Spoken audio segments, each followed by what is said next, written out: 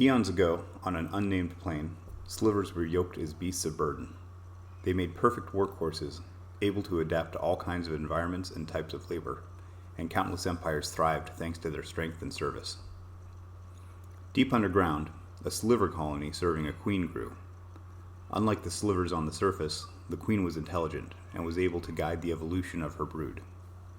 Each generation saw them grow stronger and stronger until she achieved her ultimate goal of commanding even the dead. An immense army of undead slivers burst out of the ground, crumbling mountains in their wake.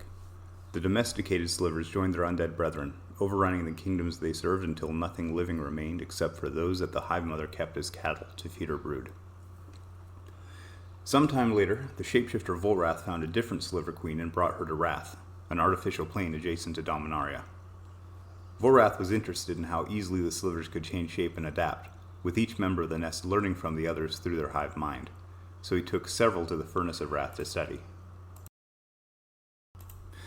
Volrath built artificial slivers to infiltrate the sliver queen's nest, while genetically modifying those he kept in the furnace. His influence on the hive grew along with the hive itself, and he created hive stones to control them. As the Rathi overlay drew nearer, there were nearly 5,000 slivers on Rath. Volrath used the sliver queen and her nest to guard the Legacy, a collection of artifacts that would be key to stopping the Phyrexian invasion of Dominaria, and the brood as a whole to guard against invaders trying to reach his stronghold through the furnace of Rath. This was exactly the path that Gerard and the Weatherlight took to try to sneak into the stronghold, entering an inactive chimney in the Cinder Marsh to travel down into the furnace of Rath. Soon after, several waves of slivers burst out of the walls to attack the crew and ship, each wave making the slivers already present stronger. Several of Volrath's metallic slivers were among those attacking, and Hannah, the Weatherlight's navigator, reasoned that they must be the Evankar's means of controlling them. After destroying two to no effect, the Weatherlight crew split up, separating the slivers enough that they no longer benefited from each other's presence so that they could be defeated. After the Weatherlight reached Volrath's stronghold, Karn broke away from the rest of the crew to hunt for the stolen legacy artifacts. A sworn pacifist, Karn refused to fight the Sliver Queen, but found that he was able to communicate with her. The Golem was able to convince the Sliver Queen that the legacy artifacts were an extended part of himself, just as the Queen's brood were a part of her. In a surprising display of empathy, the Sliver Queen allowed Karn to retrieve the artifacts. Months later, the Rathi overlay successfully merged the artificial plane of Rath over Dominaria, transporting all the Phyrexian troops into Dominaria for the long-awaited invasion. The Sliver Hive was unfortunately placed, and ended up inside the heart of a volcano in Urborg. The Queen and most of her brood were immediately destroyed, aside from a few which were trapped in the interstitial void between planes and those that died in the battles of the invasion. After the Phyrexian invasion was repelled, slivers were extinct on Dominaria for a century before the Empress of the Cephalids, Lawan, began the Riptide Project, a research initiative to repair the strained relationship between the Mer Empire and the humans of the surface. Researchers from the laboratory on Riptide Island discovered the remains of slivers in the ruins of the stronghold in Urborg, and set about trying to recreate the extinct species for further study. The Riptide scientists were successful at recreating slivers, and were even able to create their own unique varieties. But they didn't realize the importance of the Sliver Queen, and without a queen to control them, the slivers acted on their predatory instincts and were able to overrun the laboratory, killing almost every researcher on the site.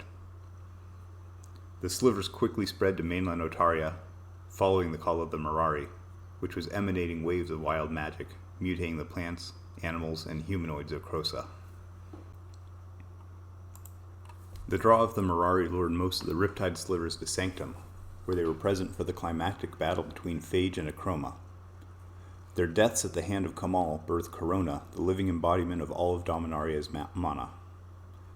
The explosion of power wiped out most of the Riptide slivers that were present, save for a small number that were fused into the Sliver Overlord, creating a temporary focal point for the hive mind.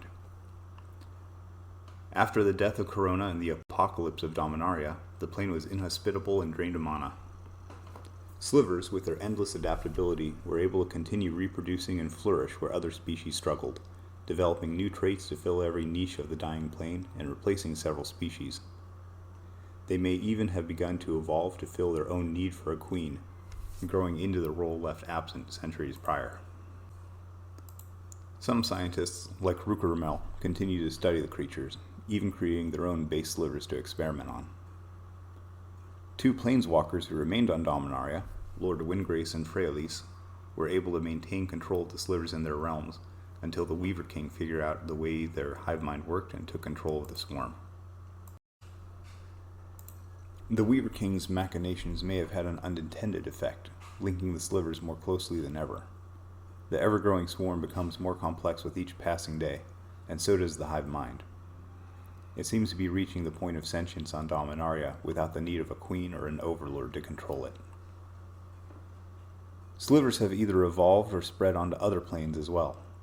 The unknown plane where Volrath discovered them may have been the same as the one where the Grave Mother conquered death, or it could have been Shandalar, a plane which drifts free in the blind eternities, where slivers have evolved into humanoid shapes. On Shandalar, the lesser slivers seen throughout Rath and Dominaria share the hive with prime slivers, which are bipedal, humanoid, and more intelligent. The slivers of Shandalar are ruled by an enormous chitinous hive lord, which has a presence so overwhelming that even non-sliver creatures can feel the hive mind. Two would-be treasure hunters, Jalira and Yesan, felt the thrum of the slivers before they entered the colony looking for treasures dropped by other explorers. The would-be treasure hunters were blocked from the hive by lesser slivers. Refusing to be deterred, Jalira polymorphed the pair into lesser slivers, who found themselves lost in the hum of the hive mind and drawn into the central chamber, where the Hive Lord forced them to change back into their human forms. The Hive Lord allowed them to collect their bounty and leave, but Yesan stayed, drawn to the song of the hive. Future shifted cards, such as Mesmeric Sliver, reveal that slivers have survived into the post-apocalyptic future of Dominaria.